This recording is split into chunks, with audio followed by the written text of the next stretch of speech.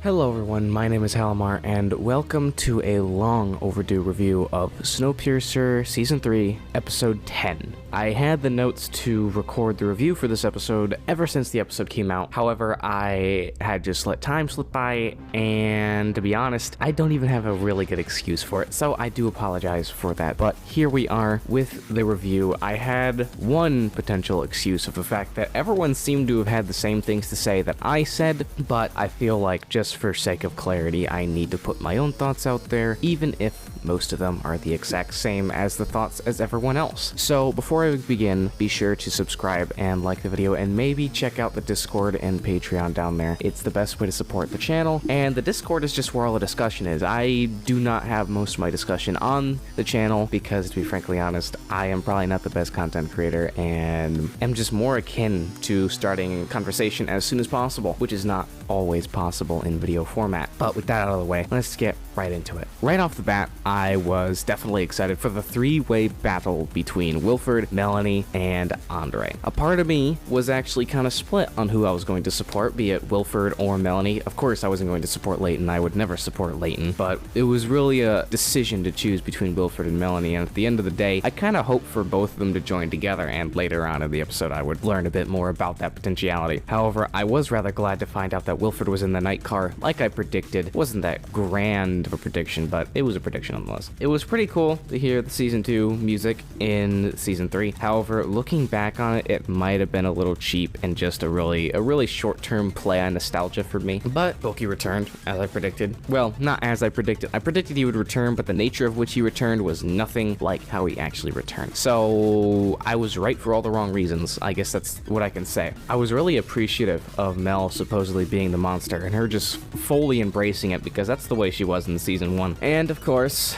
like earlier I said in this review, Wilford and Melanie do eventually join, although it does suck because ultimately it was for nothing. The music in this section of the episode was particularly good, and it was a really clever trap against Wilford to try and get him into the shunter in order to maintain control of Snowpiercer. And honestly, there was just something really just epic about the great Mr. Wilford being put into the track shunter, and him saying, like, we're gonna find out who's a survivor and stuff like that. And even in my notes I wrote down that the great Mr. Wilford lost at rail, because to be honest, there's just something about it.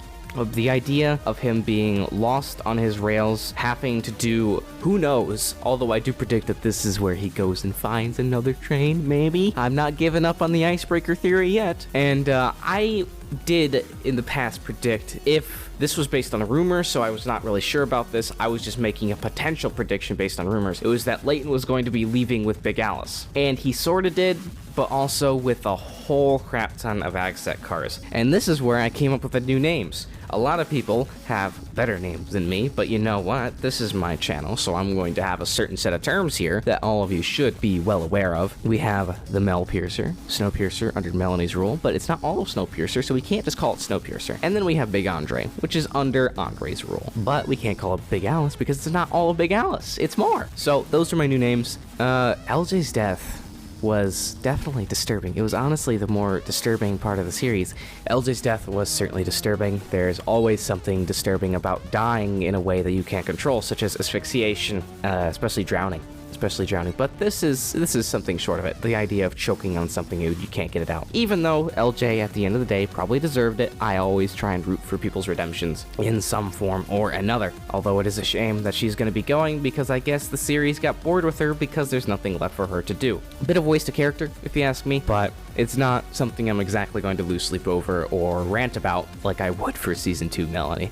The track going to the Horn of Africa, I was not expecting the track to be that bad, but it was. And I was actually a little bit scared for Big Andre. And what was really entertaining about it is the juxtaposition between Big Andre and Melpiercer, how it was constantly switching back and forth between how good Melpiercer was doing, how all the electrical systems were doing so well, the life support systems were great. Melpiercer was at its best it's ever been at in years. And then you jump over to Big Andre and you see that the thing is barely holding onto the rails, and they're hardly keeping up speed. It was just really entertaining to see. Juxtaposition like that is always fun when you're comparing like calm areas to chaotic areas for whatever reason. I don't know why I really like that. And then Big Alice eventually derails on that trestle bridge, which has some plot holes to it. Like, why would there be a trestle bridge? trestle bridge. I'm not even sure if I'm going to cut that out or not, but if I leave it in, it's for your guys' entertainment. The trestle bridge doesn't make much sense why Wilford Industries would have that unless they've had distinctively lighter trains before. Maybe it's for shunters specifically and not, you know, heavy freight trains, but I don't know. I feel like it's not a complete plot hole. There are ways to theorize and justify it. I guess a lot of people were right, including myself and New Eden believers, because at the end of the day, New Eden does exist, just not in the way we were all led to believe. I don't really see many trees anywhere. It's just really a rock slab at the top of a mountain range, to be honest. I don't like that they have Vignette on the ends of the screens when they're outside. I just now noticed that. I don't know if that's always been like that or if it's just for Season 3. Anyway, I don't like it. But anyway, it was very satisfying to see them finally get to New Eden, even if I was staunchly against New Eden for a while now. Mostly because it was, you know, Andre's dream, and literally a dream. However, I was not very pleased to see Big Alice, or in this case, Big Andre, derailed. There was just that train is never going to get fixed. Like, until the entirety of Wilford Industries gets booted back online, I don't think Big Andre is gonna get re-railed. Those train cars are immeasurably heavy, and all of them are derailed, as far as we know. But against the happy ending, we have a rocket. Now, I thought of this as soon as I was watching it, as soon as I saw the rocket detonate, but I am very pleased to see that everyone else is thinking that CW7, it's coming back. Like, there's no other logical reason for that rocket to go off, and who knows where it's coming from, perhaps from Icebreaker, but CW7 is coming back. And something tells me that New Eden is going to be particularly short-lived, and something tells me that it's going to get a lot colder than before. Now, a single rocket won't do that, but the world is already as cold as it is, so what's going to happen when you disperse more CW7? But that's just a theory. So, to wrap up this episode, it was pretty good. One of the best episodes, as far as without the benefit of hindsight, because I still have to review all of this episodes, just the season as a whole, in about a month. Just that way I can get off the hype train and then review it. Freshly watching it, quote unquote, as in, you know, 2 weeks later, it was pretty good. I enjoyed it. Definitely not on the same tier as Season 1 finale, but we all know that the Season 1 finale was one of the... But thank you all so much for watching. We now have Snowpiercer, Snowpirate, Big Alice, Big Piercer, Big Andre, and Melpiercer. Those are my 6 names. Those are what I'm going to use. If you guys don't like it, too bad. If you enjoyed it, make sure you subscribe. I've got more stuff coming. More lore stuff coming. If you guys were ever interested in lore stuff, now's the time to subscribe, because I'm going to be making a whole bunch more of that stuff, because I need to somehow maintain my Snowpiercer itch, and that's the best way to do it when you can't review episodes. But as I said again, thank you so much for watching. Train scenes are coming soon, and I hope you have a nice evening, morning, afternoon, day, night, whenever you are. Good night.